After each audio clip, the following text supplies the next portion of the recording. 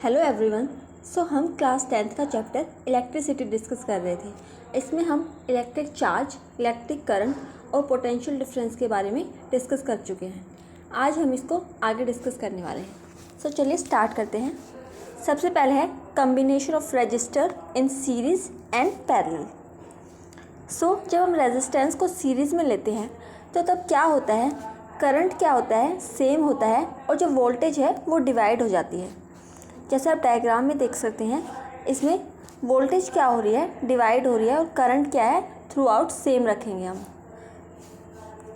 जब हम सीरीज़ में लेते हैं रेजिस्टेंस को तो हम नेट रेजिस्टेंस को कैसे निकालते हैं। जैसे हमने वोल्टेज देखी V1, V2 और V3 में हमारी वोल्टेज डिवाइड हो जाती है, तो हम नेट वोल्टेज कैसे निकालते हैं, V1 + V2 + V3। और V किसके इक्वल होता है, IR के इक्वल होता है। हमने ओम्स लॉ में पढ़ा था कि V किसके इक्वल होगा, IR के इक्वल होगा। इसलिए जो V1 है वो किसके इक्वल आ जाएगा, IR1 के इक्वल आ जाएगा। V2 IR2 के इक्वल आएगा और V3 IR3 के इक्वल आएगा। और जो नेट वोल्टेज किसके इक्वल आएगी, IRS से उसको हम डिनोट करेंगे। अब हम क्या करते हैं, नेक्स्ट स्टेप में हम I को क्या कर लेते हैं, बाहर कॉमन ले लेते हैं, तो अंदर क्या बच जाएगा, R1 + R2 + R3 और जो I है, I से I कट जाएगा, तो हमारा जो नेट रेजिस्टेंस आ जाएगा वो R1 + R2 + R3 आ जाएगा। इससे हम कैसे निकालेंगे नेट रेजिस्टेंस, अगर हमें सीरीज़ में कोई भी रेजिस्टेंस दे रखा है, जैसे ये सीरीज़ में हमें रेजिस्टेंस है, तो हम कैसे निकालेंगे इसको, हम तीनों जो रेजिस्टेंस है उनको ऐड कर देंगे। जितने भी रेजिस्टेंस अगर सीरीज़ में है तो हम नेट रेजिस्टेंस कैसे निकालेंगे, हम उन्हें ऐड कर देंगे। नेक्स्ट है रेजिस्टेंस इन पैरेलल। इसमें हम क्या करते हैं, जो करंट है वो तो क्या हो जाता है, डिवाइड हो जाता है, लेकिन जो वोल्टेज है वो क्या रहती है, थ्रू आउट सेम रहती है। जैसे करंट यहाँ से फ्लो करता है, बाद में वो डिवाइड हो जाता है, ये 3 करंट के अंदर इसको हमने डिवाइड कर दिया और जो वोल्टेज है वो हमारी क्या है, सेम है। तो इसमें हम जो पैरेलल में हम रेजिस्टेंस शो करते हैं उसमें हम क्या करते हैं, जो हमारा करंट है वो डिवाइड हो गया, I1 + I2 + I3 में डिवाइड हो गया। इससे हम ओम्स लॉ का यूज़ करके जो ओम्स लॉ है उसमें क्या होता है, V = IR होता है। यहाँ से हम करंट की वैल्यू निकालेंगे तो वोल्टेज डिवाइड बाय रेजिस्टेंस आ जाता है। तो हम I की जगह V/R पुट कर देंगे। I1 में भी हम I की जगह V/R1 पुट करेंगे और I2 में V/R2 और I3 में V/R3। तो V सब में कॉमन है तो V से V क्या हो जाएंगे, कैंसिल आउट हो जाएंगे और हमारे पास नेट रेजिस्टेंस का फॉर्मूला क्या आएगा, 1/RP = 1/R1 + 1/R2 + 1/R3। ये हमें नेट रेजिस्टेंस चाहिए है और ये क्या आया है, 1/नेट रेजिस्टेंस आया, लेकिन हमें नेट रेजिस्टेंस चाहिए है तो हम क्या कर देंगे, इसको रेसिप्रोकल कर देंगे इसका, जिससे हमें क्या मिल जाएगा, नेट रेजिस्टेंस मिल जाएगा। आगे हम इससे रिलेटेड कुछ न्यूमेरिकल भी, जैसे ये एग्जांपल शो कर रखा है, इसमें क्या है, हमने सीरीज़ में रेजिस्टेंस शो कर रखा है। फर्स्ट R1 क्या है, 3 ओम है और सेकंड R2 क्या है, 4 ओम है। तो ये सीरीज़ में है तो नेट रेजिस्टेंस कैसे निकल जाएगा, R1 + R2। अब 3 + 4 को हम ऐड करेंगे तो हमारा कितना आ जाएगा, नेट रेजिस्टेंस 7 ओम आ जाएगा। जब हम रेजिस्टेंस को पैरेलल में करते हैं तो जैसे ये पैरेलल में शो कर रखा है, तो ऊपर क्या है, 8 ओम है रेजिस्टेंस R1 और R2 क्या है, 4 ओम है। तो हम फॉर्मूले में पुट कर देंगे नेट रेजिस्टेंस 1/R नेट क्या निकल जाएगा, 1/R1 + R2। अब R1 क्या है हमारा, 1/8 है, 8 है तो हम क्या करेंगे, फॉर्मूले में रखेंगे तो वो 1/8 आएगा। और R2 क्या है, 4 ओम है और फॉर्मूले में पुट करेंगे तो 1/4 आ जाएगा। और जब हम इसको सोल्व करेंगे तो हमारा 3/8 आएगा। अभी नेट रेजिस्टेंस नहीं है, ये 1/नेट रेजिस्टेंस है, तो हम इसका रेसिप्रोकल करेंगे तो हमें क्या मिल जाएगा, रेजिस्टेंस मिल जाएगा और वो हमारा आएगा 8/3 ओम। आप ऐसे इनको सोल्व कर सकते हैं। आगे हम कुछ न्यूमेरिकल डिस्कस करेंगे। जैसे हमें क्या करना है, find the current drawn from the battery by the network of 4 register shown in figure. ये डायग्राम में क्या कर रखा है, आपको 4 रेजिस्टेंस दे रखे हैं। फर्स्ट रेजिस्टेंस ऐसे फ्लो कर रहा है इस डायरेक्शन में और ये फ्लो होते होते यहाँ तक सेम है, तो ये किस में है, सीरीज़ में होगा, क्योंकि यहाँ पे करंट क्या कर रहा है, सेम डायरेक्शन में फ्लो कर रहा है। यहाँ पे क्या हो रहा है, करंट 2 पार्ट्स में डिवाइड हो रहा है, इसलिए ये रेजिस्टेंस अलग होगी और ये अलग होगी, और ये आगे सेम है तो ये सारा का सारा सेम होगा।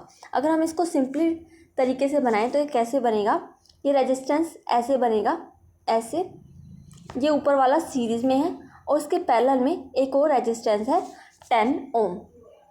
तो हम क्या करेंगे, ऊपर वाले को सोल्व कर लेंगे तो हमारे पास कितना आ जाएगा, 30 ओम आ जाएगा। अब 30 ओम 10 ओम की क्या है, पैरेलल में है, तो हम इसका ऐसे सिंप्लीफाई कर लेंगे इसको और फिर नेट रेजिस्टेंस निकाल लेंगे इससे। तो क्या आ जाएगा, 1/30 + 1/10 सोल्व करेंगे तो हमारा 4/30 आएगा और इसका रेसिप्रोकल करेंगे तो हमारा क्या निकल जाएगा, नेट रेजिस्टेंस निकल जाएगा, जो हमारा आएगा 15/2 आएगा। ये हमने रेजिस्टेंस तो निकाल लिया, लेकिन हमें तो करंट निकालना है। तो करंट हम कैसे निकाल सकते हैं, हमारे पास ओम्स लॉ का फॉर्मूला क्या है, V = IR। यहाँ से हम I की वैल्यू निकालेंगे तो क्या आएगी, V/R आएगी। अब हम वैल्यू पुट कर देंगे। वोल्टेज हमारे पास कितनी है, 3 है, और ये हमें शो कर रखी है डायग्राम में, वोल्टेज 3 वोल्ट है, और हमने रेजिस्टेंस कितना निकाल लिया है हमारा, 15/2। इसको सोल्व करेंगे तो कितना आएगा हमारा, 0.4 आ जाएगा हमारा करंट एम्पियर में। सो ऐसे आप इनको सोल्व कर सकते हैं। आगे एक और न्यूमेरिकल हम सोल्व करेंगे, इसमें भी हमें क्या निकालना है, करंट निकालना है, और हमें क्या दे रखा है, रेजिस्टेंस डायग्राम में शो कर रखी है। इसमें क्या है, जैसे ये सीरीज़ में करंट फ्लो कर रहा है, बाद में क्या हो रहा है, डिवाइड हो रहा है 6 ओम और नीचे 1 ओम और 3 ओम में, दोबारा कंबाइन होके 3 ओम फिर से सीरीज़ में है। तो हम पहले क्या करेंगे, इसको सोल्व करेंगे पैरेलल वाले को। तो पैरेलल में हम नीचे देखेंगे सीरीज़ में लगा हुआ है, तो सीरीज़ में तो हम क्या करते हैं, सिंपली ऐड करते हैं। तो हम 1 ओम में जब 3 ओम को ऐड करेंगे तो हमारा कितना आ जाएगा, 4 ओम आ जाएगा। अब हम सिर्फ इसको सोल्व करेंगे तो 4 ओम आ जाएगा, तो हम सिंप्लीफाई इसको ऐसे बना सकते हैं, 6 ओम हमारा ऊपर है और नीचे 4 ओम आ जाएगा। अब इसको सोल्व करेंगे तो ये पैरेलल में है, और पैरेलल में हम सोल्व करते हैं तो कैसे करते हैं, 1/R1 + R2। अब 1/R1 कैसे लिखेंगे हम, 1/6, और 1/R2 क्या हो जाएगा, 1/4 हो जाएगा। अब हम इसको सोल्व करेंगे तो हमारा आएगा 10/24 आ जाएगा, और वो किसके इक्वल आएगा हमारा, सोल्व करके 5/12 आ जाएगा, और हमारा जो नेट रेजिस्टेंस आएगा वो 2.4 आ जाएगा। अब हम इसको दोबारा सिंप्लीफाई करके इसको सोल्व करके हमारा क्या आ गया, 2.4 आ गया। इसको हम यहाँ पे सीरीज़ में ऐसे शो कर देंगे, तो 3.6, 2.4 और 3 हमारा क्या आ गया, कंप्लीट सीरीज़ में आ गया है। अब हम इन तीनों को ऐड कर देंगे तो हमारा रेजिस्टेंस कितना आ जाएगा, 9 ओम आ जाएगा। तो ये हमने क्या निकाला है, रेजिस्टेंस निकाला है, लेकिन हमें क्या करना है, करंट निकालना है। तो हम करंट कैसे निकाल सकते हैं, ओम्स लॉ से हम क्या कर सकते हैं, करंट को निकाल सकते हैं। ओम्स लॉ क्या होता है, V = IR होता है। यहाँ से हम करंट की वैल्यू निकालेंगे तो क्या आएगा, V/R हो जाएगा, R यहाँ पे V के डिवाइड में चला जाएगा। अब हम वैल्यू क्या है रख देंगे, वोल्टेज कितनी दी है हमें, 4.5 वोल्ट दी है, और रेजिस्टेंस हमने निकाल लिया है 9 ओम। हम यहाँ पे वैल्यू रखेंगे, वोल्टेज की क्या रख दिया हमने, 4.5, और डिवाइड बाय रेजिस्टेंस 9 है, सोल्व करेंगे तो हमारा आएगा 0.5 एम्पियर हमारा करंट आ जाएगा। तो आप इनको खुद से ट्राई कर सकते हैं। नेक्स्ट हमारा टॉपिक है हीट जनरेटेड। सो जो हीट जनरेट है वो कैसे होती है, जब हमारे इलेक्ट्रॉन क्या करते हैं, फ्लो करते हैं, तो क्या होता है, उनको अपोज करने के लिए, उनके फ्लो को रोकने के लिए कुछ रेजिस्टेंस वर्क करता है। और तब क्या होती है, जब अपोज करते हैं इलेक्ट्रॉन के फ्लो को, तो क्या होती है, हीट जनरेट होती है, और उसी को हम क्या बोलते हैं, heating effect of electric current बोलते हैं। सो ये फॉर्मूला निकल के आता है हमारा, हीट H = I²RT।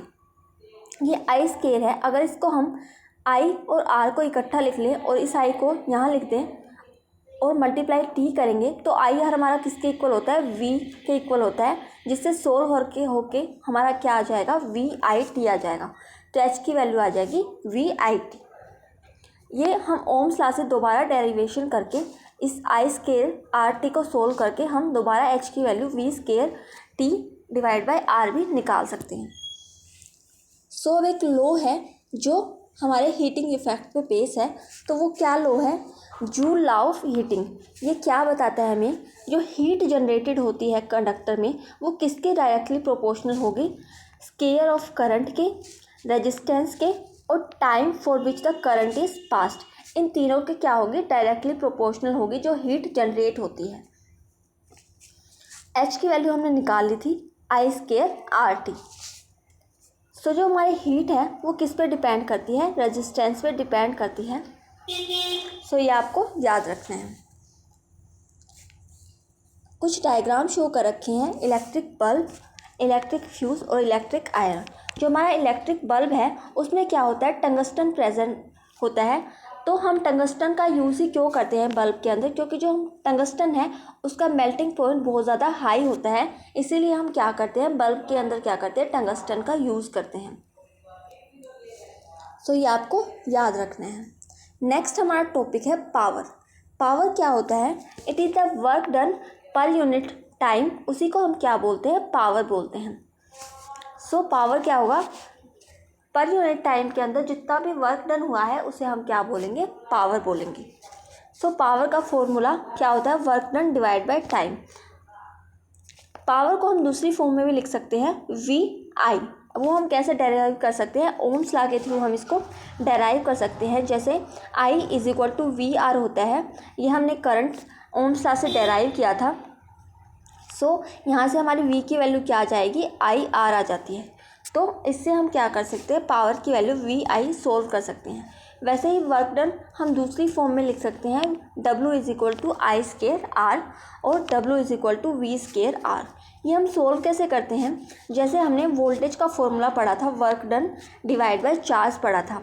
यहाँ से हम वर्क डन की वैल्यू निकालेंगे तो क्या आ जाएगी? क्यू इंटू वी आ जाएगी। क्यू क्या है? हमारा यहाँ पे चार्ज है और वी क्या है? वोल्ट है।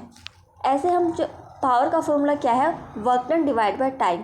जब हम वर्क डन की जगह ये रखेंगे क्यू इंटू वी और डिवाइड बाय टाइम, तो जो हमारा क्यू बाई टी है वो क्या किसके इक्वल होता है? करंट के इक्वल होता है, जिससे हमारा पावर किसके इक्वल आ जाता है? वी आई के इक्वल आ जाता है, जो हमने यहाँ पर देखा था।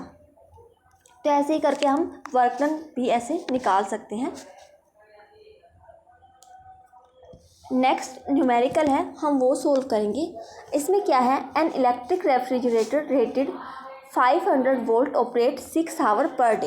एक इलेक्ट्रिकल रेफ्रिजरेटर है जो क्या करता है? 500 वोल्ट ऑपरेट करता है 6 आवर में, एक दिन के अंदर। तो what is the cost of the energy operate for 30 days? 30 दिन के अंदर वो कितनी एनर्जी को, उसकी कॉस्ट क्या होगी, हम वो निकालनी है। एट 4.5 रुपी पर किलोवाट आवर। तो हम कैसे निकाल सकते हैं? वर्क डन इंटू कॉस्ट कर देंगे तो हम इसको सोल्व कर सकते हैं। पावर हमारी कितनी है? 500 वोल्ट है। तो हम पावर का फॉर्मूला क्या होता है? Work done divide by T. यहाँ से हम वर्क डन निकाल सकते हैं पावर इंटू टाइम। तो हम लिख देंगे पावर हमारे पास कितनी है? 500 है और टाइम कितना है हमारा? 6 आवर पर डे है। तो एक दिन में अगर 6 घंटे काम होता है तो 30 दिन में कितना हो जाएगा? 6 इंटू 30 180 आवर। तो हम टाइम यहाँ पे लिख देंगे 180 आवर। और ये क्या है? वोट के अंदर है। अगर हमें किलो वोट में इसको कन्वर्ट करना है तो हमें क्या करना पड़ेगा? 10 की पावर -3 से इसको मल्टीप्लाई करना पड़ेगा। इसीलिए अब हमारा किस में आ जाएगा? किलोवाट आवर में आ जाएगा, क्योंकि हमें इस किलो वोट में ही निकालना है। तो हमारा वर्क डन आ जाएगा। सोल्व करने के बाद हमारा जो वर्क डन आएगा वो 90 जूल आ जाएगा जब हम इसको सोल्व करेंगे। ये 10 माइनस की पावर 3 जब नीचे जाएगा तो 3 0 से 3 0 यहाँ पे कैंसिल आउट हो जाएगी और 18 मल्टीप्लाई 5 करेंगे हमारा, तो वर्क डन आएगा 90 जूल। अब हमें टोटल कॉस्ट निकालनी है, तो वो हम कैसे निकालेंगे? वर्क डन मल्टीप्लाई जितनी कॉस्ट है जो हमारे पास है 4.5 रुपीज़ पर डे, तो 90 इंटू 4.5 करेंगे तो हमारा क्या आ जाएगा? 405 रुपीज़ आ जाएगा। तो आप इसको ऐसे सोल्व कर सकते हैं। आगे कुछ सिंबल हैं जो हम यूज़ करते हैं किसी भी सर्किट में, जैसे कनेक्टिंग वायर का सिंबल है। स्ट्रेट लाइन को हम कनेक्टिंग वायर के सिंबल के लिए यूज़ करते हैं। ऐसे ही वायर जॉइंट के लिए हम ये सिंबल यूज़ करते हैं, सेल के लिए हम ये सिंबल यूज़ करेंगे, बैटरी के लिए हम ये सिंबल यूज़ करेंगे।